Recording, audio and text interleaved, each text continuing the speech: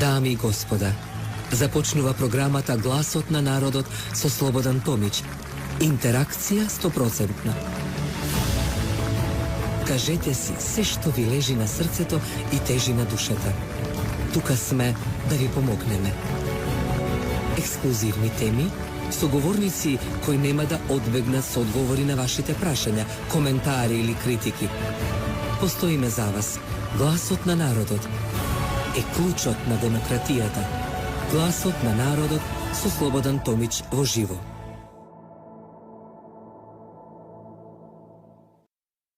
Добро ти вечер, Македонија, добро вечер, почитувана публика, добродојавте во понеделничкото издание на вашиот народен парламент, Гласот на народот. Македонија е домаќин на делегација на нашиот источен сосед, тоа е председателот на Собранието на Бугарија.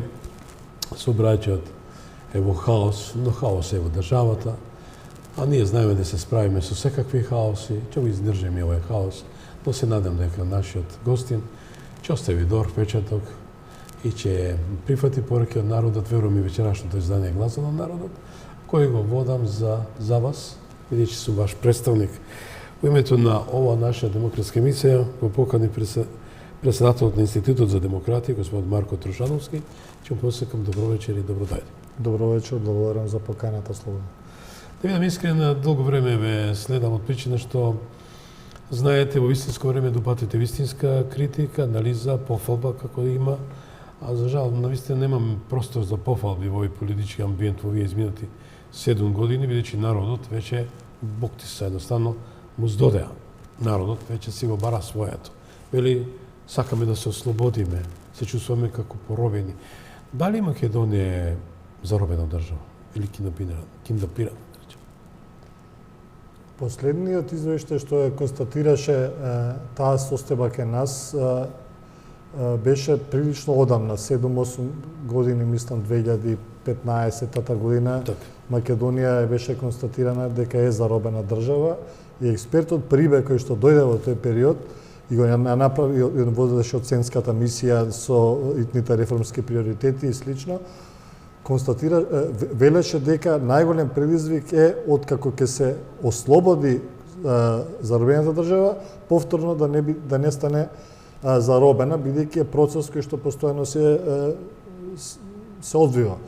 И она што се случи овие 5-6 години е дека после првичниот некаков импулс, да речам, на демократизација, ослободување на одредени институции, заробеноста остана во клучните секторски, да речам, области, пред се во правосудството, јавна администрација, каде што гледаме дека еве и последниот извештај на Европската унија тоа го констатира, немаме напредок. Ние немаме назадување, но немаме напредок и за држава која што вели дека преговара најдолго од сите и следствено има многу висок капацитет за справување со преговарачкиот процес и дека на ниво на апроксимација, односно синхронизација со европското законодавство постигнуваме многу добри резултати.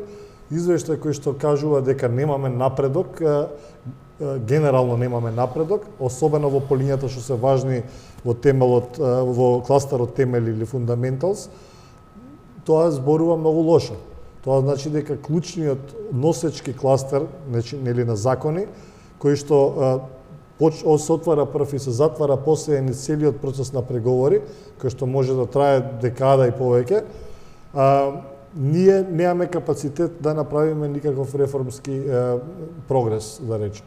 И тоа е она што ја прави заробена државата. Тоа е она што укажува не само овој извештај, други извештаи на измешани врски со организираниот криминал, централната власт, каде што се замижува или многу случаи во судската власт, во судската гранка кога ќе отидат, стануваат застарени или не се процесуираат, кога не се овозможува, да речам, напредок во делот на јавното обвинителство и распределувањето на предметите таму, кога се игнорира Комисијата за спречување корупција, се отвара, да не ги редиме, имаше бројни корупцијски скандали периодов каде што потврлија многу инстанции на системот кои што превентивно требаа да спречат да се случи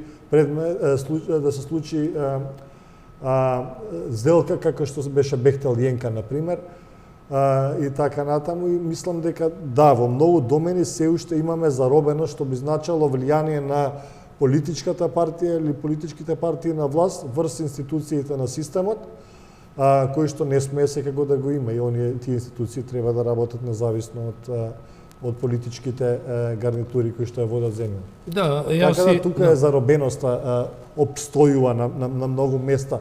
Не е таа на така, да речам, високо ниво, како што беше порано, меѓутоа подобрување има на малку места. Меѓутоа, тие дојдоа со една парола: нема правда, нема мир. Дали имаме правда и мир, со оглед дека видовме дека се подалеку се од народот. Народот не може да го осети таа демократија што они би требало да ја емитуваат. Ја мислам дека инсерти од седниците, па гледам дека се состануваат како некоја оска Барбароса, па си шепотаат. Значи, дали требamo да се шепоти од народот? Дали треба да бидат гласноговорници? Навистина ми беше интересно, еве, сцените ги гледам од Собринската седница, каде што премиери имаме, вице-премиер, де факто, видите ме мало, ова тројка, од кого се крие, од кого шепоти, зошто шепоти? Ова не случајно намерно го земам, бидејќи народот има впечаток дека од нив се шепоти, нема слобода, не може да се артикулира својата мисла. Од едноставна причина што се крие вистината од народот. Видете, секоја политичка гарнитура има еден дел од политиката кој што не е јавен и секако е во доменот на политички перипети, пазарење, преговори и така натаму. Така да, тука би рекол дека не може да се замери ако нешто се констатирало како шепотење или слично. Проблемот е... Не секам пластично, Марко. Збориме за протоколите, за бугарскиот преговор. Се сеќавате, на еден шверцерски начин се одбегнуваше да се даде во јавност. Дали го поддржувате тоа? Да. Значи, тоа беше еден од големите проблеми на усвојувањето на преговарачката рамка и тоа што следеше понатаму, се одвиваше минатото лето. Документи кои што од таков профил, односно национален јавен интерес, протоколот кој што ја прави операционализацијата на договорот за добро соседство со Бугарија, значи тој како таков, како рамка, не беше толку проблематичен, доколку самиот протокол во себе, кој што не беше искомунициран нити со граѓанското општество, нити со парламентарците, нити со експертската јавност на времено, таков, ние се согласивме на таков протокол кој што во ситуација на нереципрочни решенија во него, кои што на Бугарија дават право да не блокира по било која основа, го прифативме со одлука на влада на еден, да речам, не транспарентен начин. Токму тоа неградење консензус создава собнеж. Апсолутно дека создава. Све што е од висок национален интерес и бара јавна дебата, а се протуркува нетранспарентно, создава сомнеж, создава отпор на луѓето кон тој документ или процес. Контрапродуктивен ефект. Да, и тоа е голема грешка на стратешко-комуникацијскиот пристап на владата, затоа што го буткаше тоа по секоја цена, сметајќи дека еве опозицијата ќе го бойкотира, што и да ние вградиме како некаков механизам на учество од нивна страна во разработка на нашите позиции. Ги остави опозиција на страна, во име на позицијата превзема обврски дека ќе се истуркаат уставни измени, во име на, односно без согласност на опозицијата и особено на голем дел од македонската јавност, етничката македонска јавност која што беше директно засегната од тој протокол, и го протурка под нос без да добие амин. На крај документ кој што ќе го определи нашиот преговарачки процес со Европската Унија во годините, ако не и декадите што предстојат. Затоа што цело време ќе биде темата околу бугарските уцени за историјата, а не околу вистинските реформи кои што треба да се случуваат по различни кластери. Што се априори пред се? Што се да. А дали со лаги се држи власт и фотелја? Се сеќаме со авиончето, со лајковите, дека само што не добивме датум за преговори. Да, значи мораме да кажеме дека тука вината е дел и на Европската унија, се разбира, и кој и да беше политичар во тој момент ќе беше горд на прогресот што сме го направиле и ќе поверуваше на сите уберувања што доаѓа од надвор, дека променете го името, ќе влезете во НАТО и нема да има пречки кон Европската унија. Тоа не се случи, најмногу поради Франција, се разбира, и потоа Бугарија. Така што избрзаното радување, да речем, или пренагласено создавање на очекувања кај луѓето за кои што немате доволно информации е неоправдано. Сега може тоа лажење да го наречете или не секоја политичка гарнитура гледа да го протурка своето владење како некаков успех.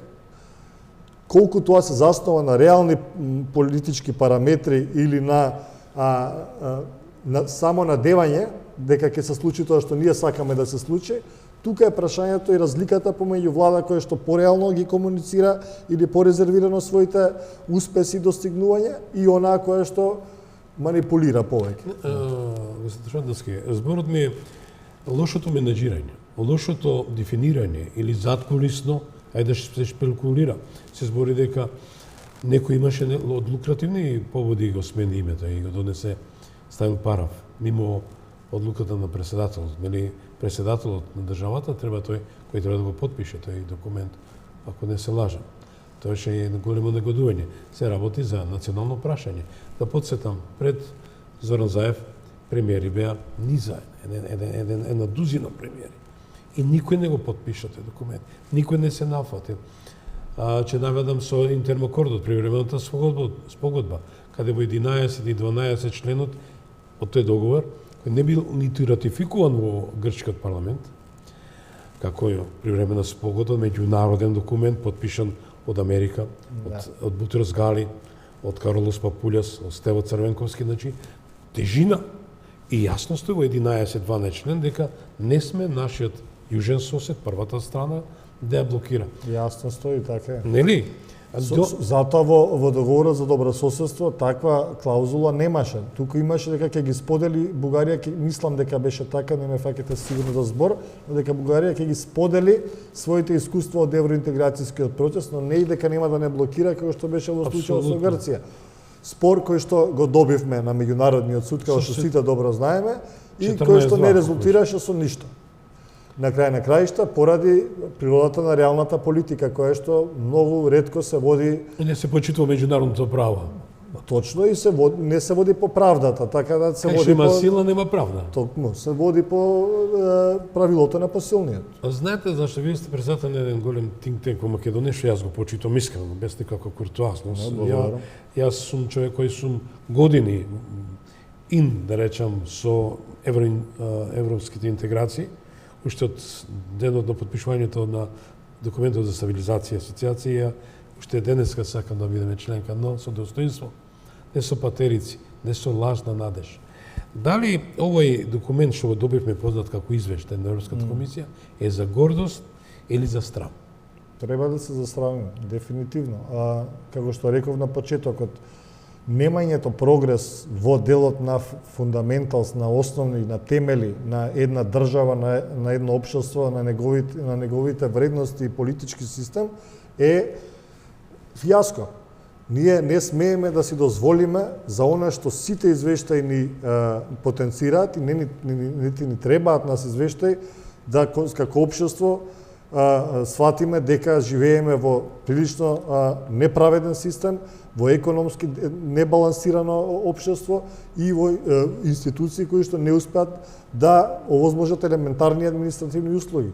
Од вадење на извод во матична книга до регистарски табличи, пасоши и слично. Значи, партизација добро, поради партизацијата за која што секоја влада не се откажува, а е активок убиец на нашето општество.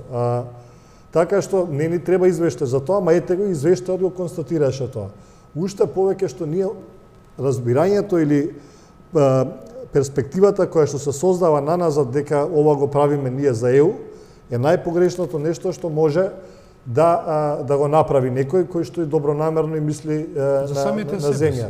Тоа се разбира за самите нас и ниту една пречка до сега на овој меѓународен или геополитички контекст кој што искусивме, вклучително и ветата од трите земји членки кои што ги споменав, не треба да бидат изговор зашто сме на ова дереџи, немаме напредок нити во реформа на администрација, нити во делот на поефикасно работење на судовите и правораздавање.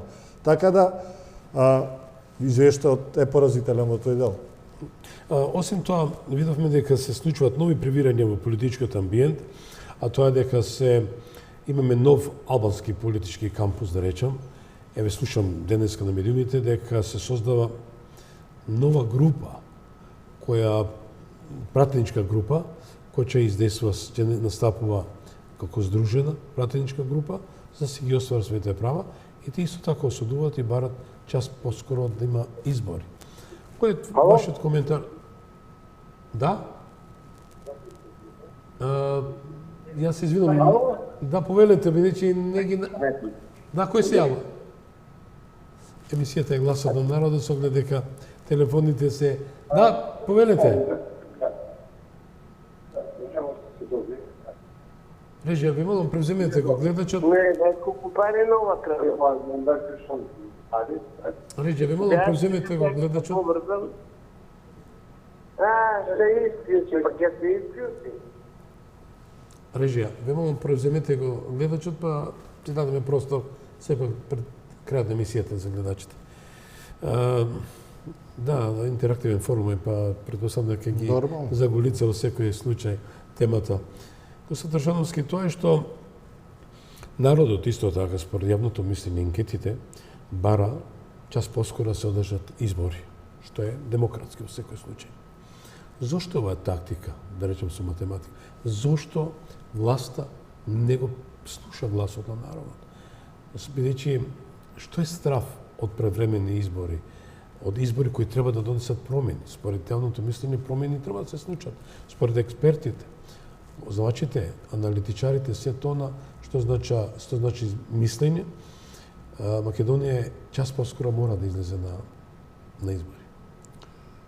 Видите, ја не се согласувам тука целосно во овој дел на предвремени избори. Која е нашата реалност изминативе 20 години? Од циклус влегуваме во предвремени избори постојано. Значи, тоа го прекинува процесот на развивање на една демократија и едно општество. Колку и да стојат работите лошо или слично, ние на избори гласаме давајќи мандат 4 годишен на една гарнитура.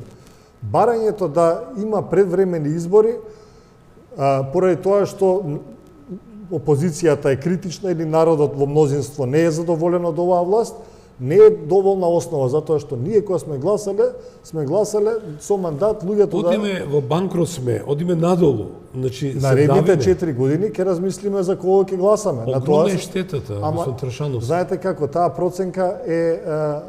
не може да ја оставиме ние на други извори, освен на гласот на народот, како што велите вие, кој што својата одлука ја донел на последните парламентарни избори.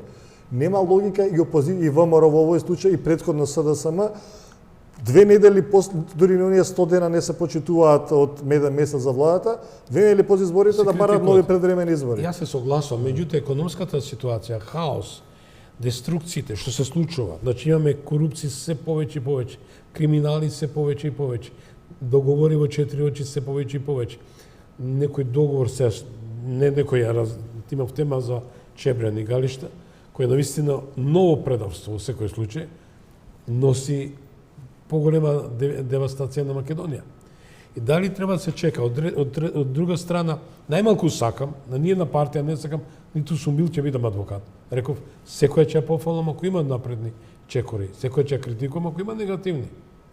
Но гледаме од албанскиот политички кампус, веќе тие се тргна, ќе дали некоја играрија заедничка стратегија, а од друга страна имаме два политички мастодона кои очите не си ги вадат, не сакат да се поднесуваат. Кој стара народот? Не сакам со големи коментари. Дали мораме ние да чекаме редовни избори, да речеме така е правилно игра, или треба да се прекинува?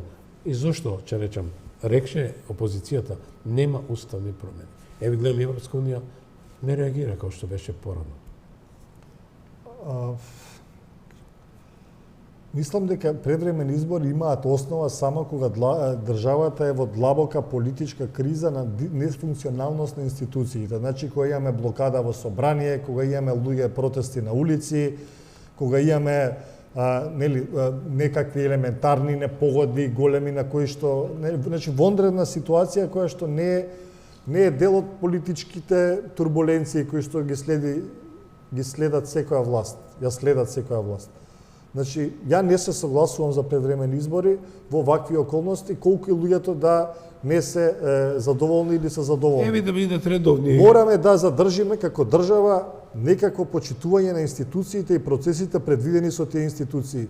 Инаку на секој што ќе му текне предвремени избори може да го аргументира или да го оправда тоа барање. И колку повеќе е гласен и е присутен во медиумите, тоа ќе фати корен кај луѓето и на трни застани правиме постојано во секој изборен циклус. 4 години има можност оваа гарнитура да докаже дали вреди да понатаму за мандат. Ако не вреди, ќе се смени и би требало да тие што сгрешиле да одговараат за тоа што го направиле. Еве ги гледам пензионерите, ова држава по устав и дефиниција социјална држава. По дефиниција е по устав, да, многу работи е Македонија кои што не ги 4 милиарди 380 милиони долари евра, кога речам, се задолжи ова власт. Овој изминати 7 години од како дојде, а нема никаков развој, ништо не гледаме на видеолина. Задолжување, да. Никакви проекти не гледаме. Имаме сега тајни само договори, Бехтел Лененка, 240 милиони евра, македонската влада, банкарот, да речем, господот министер за финансии, треба или испорача 240 милиони евра на нешто што не е завршено. Да. Дали натаму треба ние харикири да си направиме сами, да речеме да, ќе почекаме уште 6-7 месеци. Еви и тоа беше и 8 мај, дедлайн беше, нели, датум што предложил председател на собранието, дека ако не дефинирате до нова година, јас веќе распишувам. Смисла има да бидат заедно изборите од практични навистина причини и секогаш кој има таква прилика, тоа треба да се прави. Сите други политичко-партиски интриги околу изборите се на штета на државата и особено на довербата во институцијата. Имава властта капацитет за реформи? Искрено прашувам. Па, што да кажам, од извештајот вели дека нема. Дали треба натаму да се чека? Видете, Знаете зашто, господин Тушанов Скеч ви кажа? Тоа се прави меѓу промена на министри. Се случува во тек на мандат, реконструкција на влада. Така да вие повторно ќе обстојам на ставот. Вие имате мандат 4 години, како знаете, умеете да направите нешто. Ако не знаете, довидување. Ако ве ги скритикуваат или сте потврдиле во меѓу период, имате можност да се коригирате. Имате реконструкција на влада, имате пониски ешалони кои што може да ги промените и така натаму. Меѓутоа, повеќе од тоа не смее да се одговлекува неспособност нечија од законски утврдениот мандат. Тоа е мојот став. Колку постојано претходно време на ВМРО, тоа се употребуваше за да се засврсти власта во моментот кога има голема јавна критика кон одредени политики, об нови избори, об предвремени избори. Така да, меѓутоа, тоа е трни застани, ние за време на избори, знаете дека ни се блокира целиот систем, ништо не функционира во државата, се е подредено на изборите. Тоа и економијата, и самиот систем не може да го трпи. 7 години визави 3-4 месеца, ако се организираат избори, ќе се согласите со мене, не е катаклизмично, не е апокалиптично дека ќе се случи нешто. Еве сега, не знам колку сте во тек, сигурно сте во тек, дека имаме две војни. Дали ќе не се случи истиот случај со Јом Кипур, кој беше тоа 73-та со Израел. Има војна во Израел, војна во Украина. Значи, нова енергетска катастрофа. Ние имаме згрена сезона која е во тек. Имаме плин за 25 дена. Дали е тоа домачинско работење? Зборот ми е дека не одат работите. Јас велам дека експертите не домачински во секој случај. И како сме во очите на меѓународната заедница кога дома сме Домашната заедница, меѓународната Меѓународната заедница треба да престанеме да идеализираме и Се согласувам, идеализираме. меѓутоа таа е оценска, мислам таа е главна што ја треба да даде оценка. Видете, и значи како меѓународната заедница се однесува кон нас е резултанта Нашето не од многу себични интереси на државите кои што ја сочинуваат, кои што некаде се противречни, некаде се совпаѓаат. Значи таа заедница на крај на краишта настапува кон Македонија со свое гледиште како ние треба да бидеме устроени и како да се однесуваме. Во најголем дел случаите тоа е во ред и во линија на тоа што јас верувам или нашите анализи покажуваат дека е исправно. Меѓутоа, апелирам во дебатата која што правиме да трнеме на страна, како што и направивте неколку пати вие, и меѓународната заедница. Значи, зборуваме што нас ни треба за нас самите, кој е нашиот јавен интерес. Капацитетот на интелектуалната потенција зборам, што е резултантот на фактичката ситуација и ваков најстрамен документ што го добивме, ајде да речеме пак заробена држава. Ова е хибридна влада, хибридна власт, според не моја оценка, тоа е на Freedom House. Да. Значи, немаме никаков услови на создавање на бизнис, како што бевме едновремено на 10-то место. Немаме да се пофали актуелната гарнитура, ова политика на ДУИ и СДСМ со некакви конкретни проектни линии. Проекти, па ако ќе заминат од политичката сцена или на избори, речат, ова сме изградиле, ова сме создадоа, оваква странска инвестиција донесовме. Се согласувате со мене, и јас сум дел на општествениот живот, и вие и сите ние го сочитуваме тој корпус држава. Но боли ситуацијата, ако гледаме, се кријат, не дават никаква отчет, прават некакви задкулисни договоранци и едноставно остануваме со куси ракави. Но ај како и да е, дали непрофесионалното, тој тие спин доктори што се во политичките партии, веќе конкретно ќе зборам, во Социјалдемократскиот сојуз за жал, ја таа политичка партија почитувам, пошто е наследник на политички амбиент кој создаде македонската држава е создаде. Има огромен број професори, да бидеме јасни и гласни, професори со докторски титули, не купени по разни школи и така натаму. Дали заслужува да бидат тргнати, а да се носат некои политиканти кои врстка немаат? Видете, тоа проблем со внатре партиската демократија е еден од главните проблеми зашто ние не можеме да развиеме здрава демократска политичка култура. Во нашите партии статутарно, а и во неформалната организацијска култура напредуваат лојалистите и оние што латаши, што се опортунисти во суштина. Да. Меѓутоа процедурите не дозволуваат, особено внатре партиските избори или пак другите критериуми или правила што ги имаат партиите, да најдобрите дојдат на вистинските места. Тоа потоа се рефлектира и во како функционира државата. Затоа сме тука да дискутираме сето тоа. Да, значи проблемот и на Социјалдемократскиот сојуз во тој дел е они први воведоа непосредни избори за лидерска позиција, што е за поздравување. Меѓутоа, на ниво на партиските ограноци и другата хиерархија, повторно раководството одлучува. Другите партии се далеку уопште и од непосредни избори на лидер. Така да кај сите е токму тоа ги одврати оние квалитетни стари искусни или компетентни кадри да продолжат да се ангажираат во политиката, затоа што токму од маргиналци, клиентелисти, подблизурковци би рекол, беа истиснати. Нормално дека немате вие сатисфакција колку да сте добронамерно во партија, верувајќи во одредена идеологија, кога гледате дека некој што не заслужил напредува. И истото е и со изборниот модел, преска го споменавте, отворените листи. Се разбира дека нашето општество не ги добива најдобрите листи. Зашто се губи контролата кој ќе номинирате. Кога вие одлучувате кој ќе биде на изборна листа, вие сте моќниот партискиот лидер во случајов. Кога народот одлучува кој ќе победи на таа отворена листа, бидејќи на отворената листа редоследот на кандидати не го утврдува партијата, туку за било кого може да гласате што е на таа листа, тој што ќе добие највише гласови, тој влегува во парламент. Тоа значи дека секој е мотивиран како поединец политичар да биде што покорисен за државата. Што треба да се случи да се дојде до тој стадиум, да речеме таа ситуација? Треба да се случи промена на Менталниот чип? На менталниот чип е многу општа генерална констатација која што ја повторуваме наназад.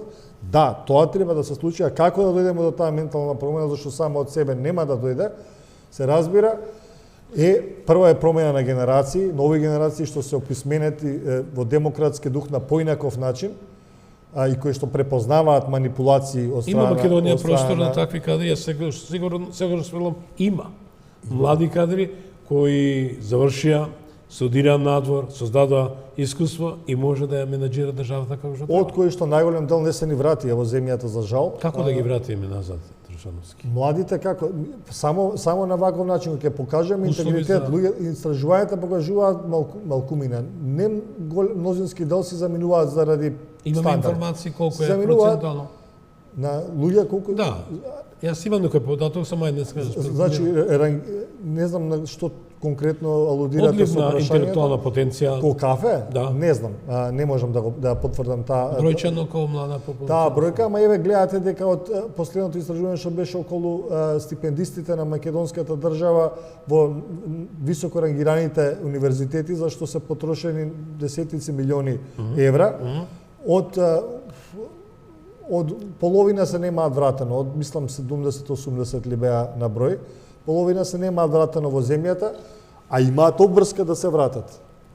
Значи, во најмала рака Си едноставно... инвестирал као држава, не така е. финансиски секако, Да. и на крај си заминал. Видечи се плашат од политичкиот амбиент во кој ќе се дојдат. разбира дека не ги мотивираа средина во која што не се наградува квалитетот и знаењето. И тоа е нормално некој да си обара чајето на друго место, дури и да има убав живот тука и да е добро платен. Така да тоа е главниот проблем. А како да се реши тој проблем, треба луѓе што не се зависни од волјата на лидерите да бидат на функции и кои што нема да мора да прават компромиси со оние што се донатори на партијата, па ќе им кажат, слушајте, овој Кои ќе закон за диктираат. Бехтел ќе помине, па вие ќе ве наградиме на друг начин.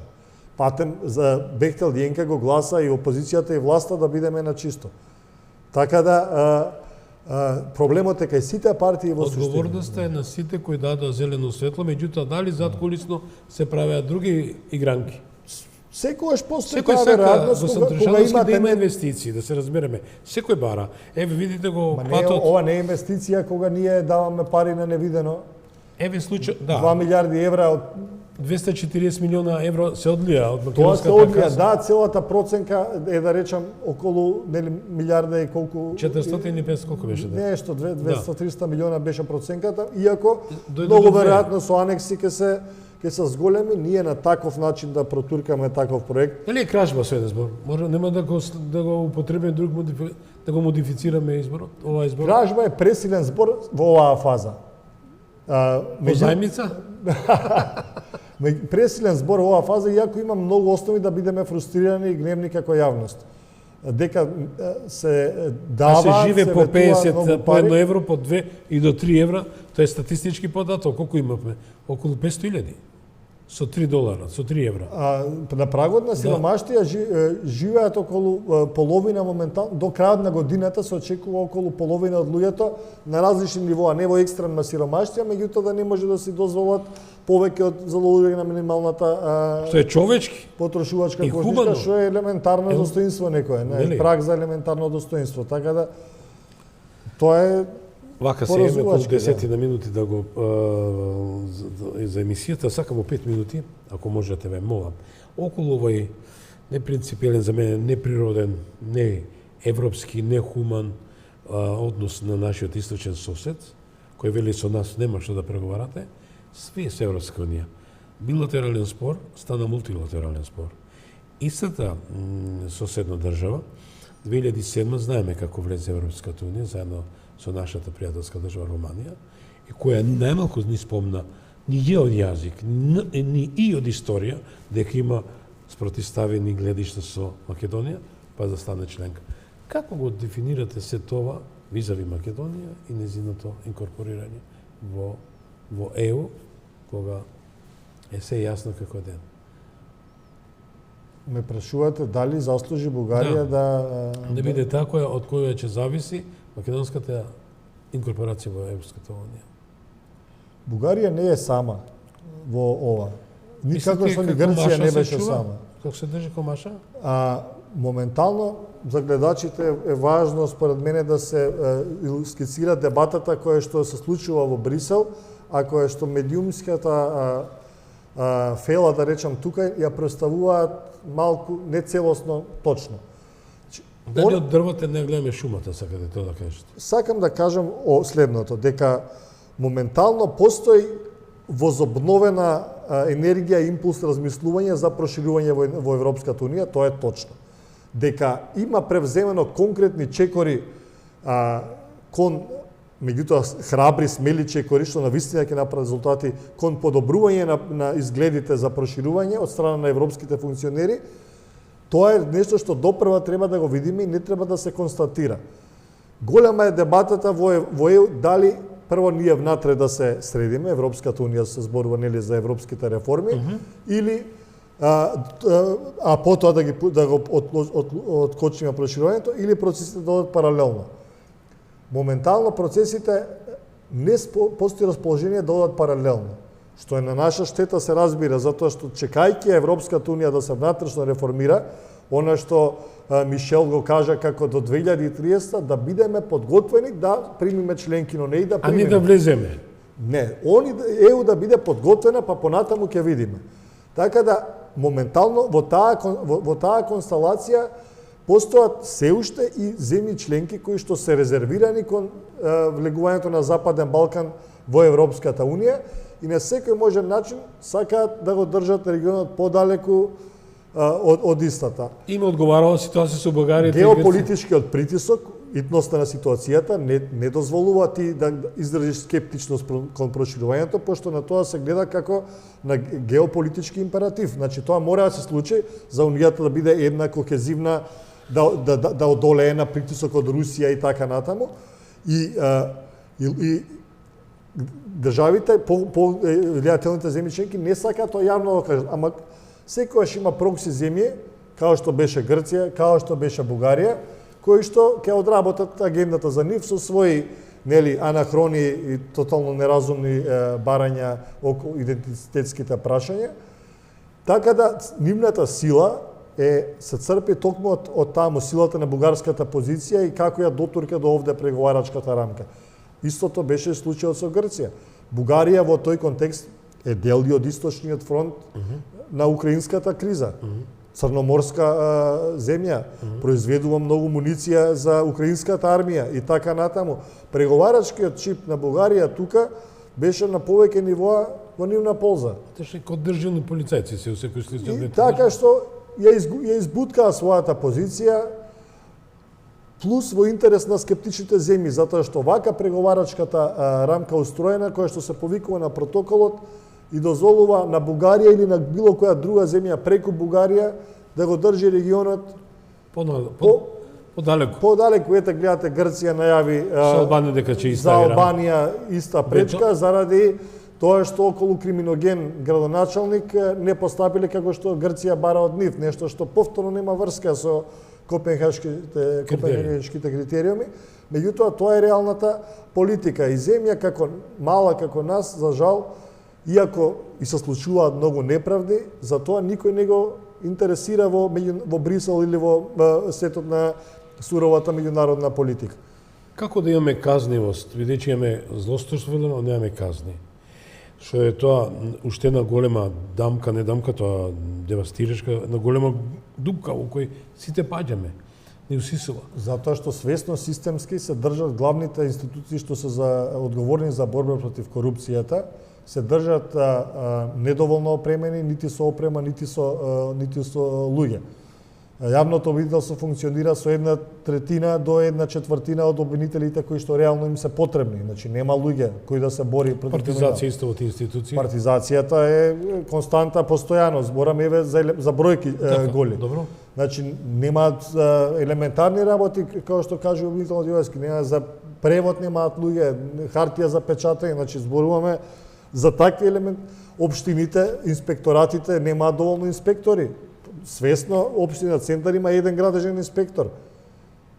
Се диве со урбанизацијата на секаде, има еден градежен инспектор.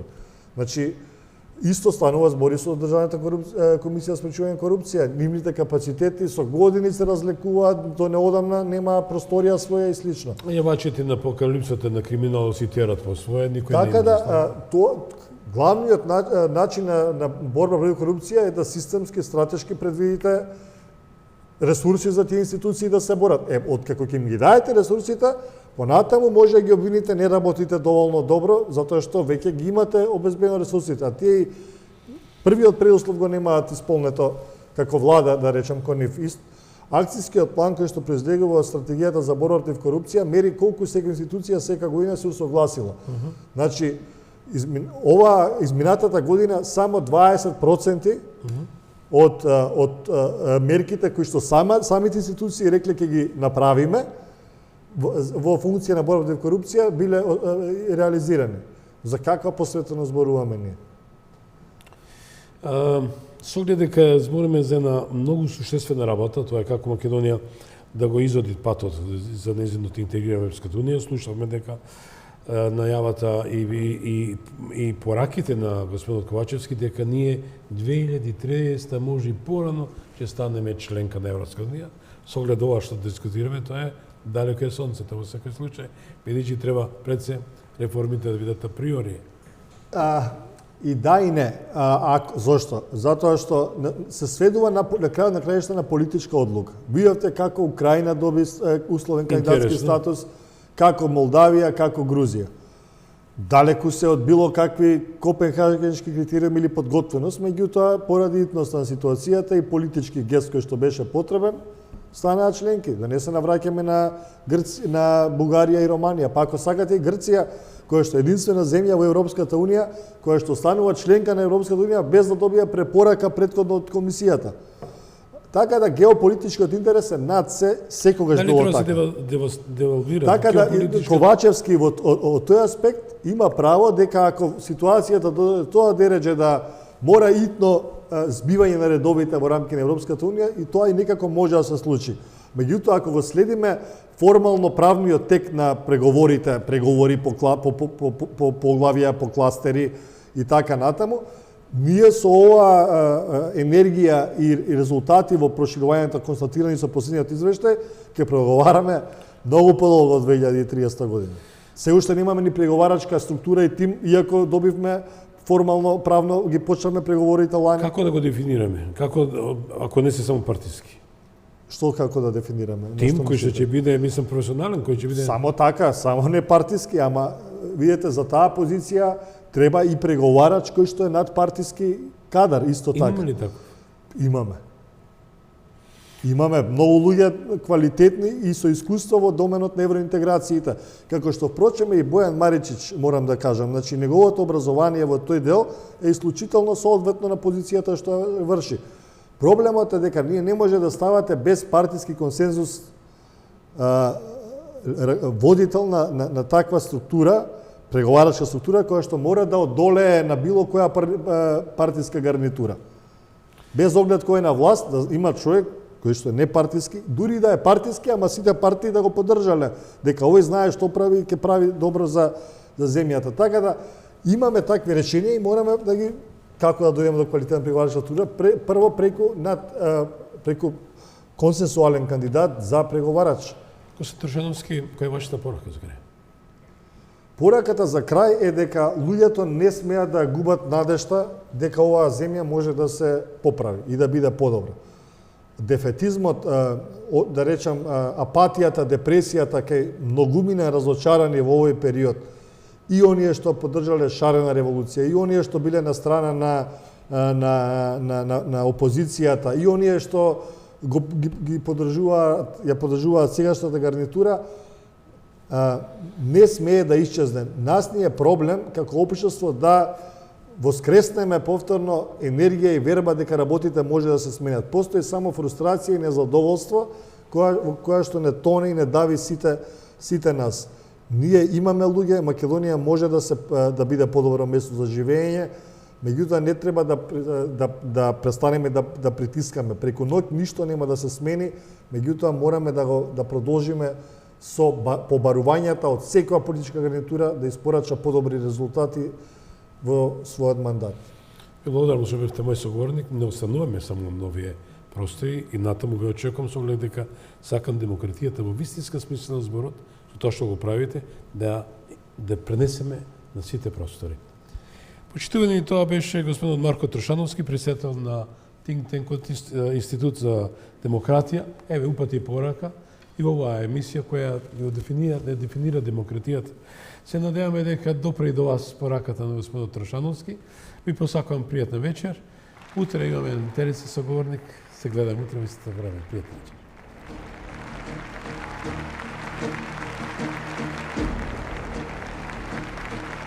Ви благодариме што бевте дел од гласот на народот со Слободан Томич.